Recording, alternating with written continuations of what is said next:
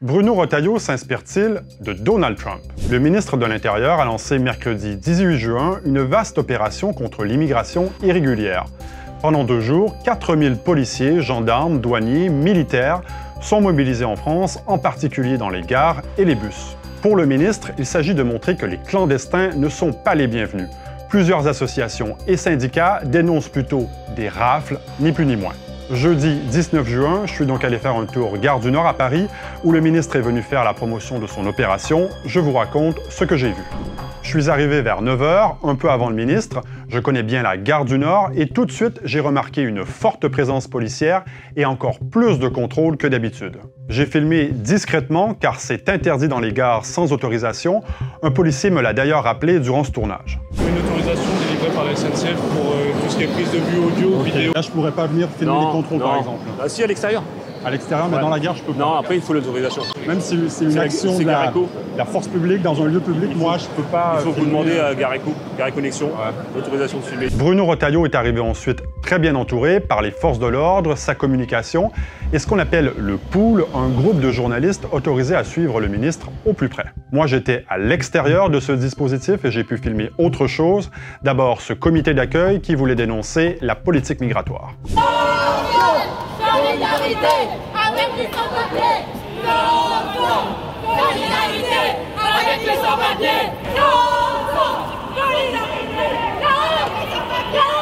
On a décidé de contester physiquement le fait que des personnes sans papier soient contrôlées, placées au commissariat et dans le but d'avoir des OQTF et d'être expulsées. C'est complètement une dérive fasciste pendant 2 jours. Bruno Retailleau est ensuite monté à l'étage avec la presse accréditée devant laquelle il a justifié son opération.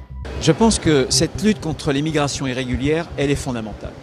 On ne maîtrisera pas l'immigration, c'est ce que nous demandent les Français, de leur immense majorité, si on n'oppose pas un front contre l'immigration irrégulière. On sait très bien que les désordres migratoires créent aussi des désordres sécuritaires.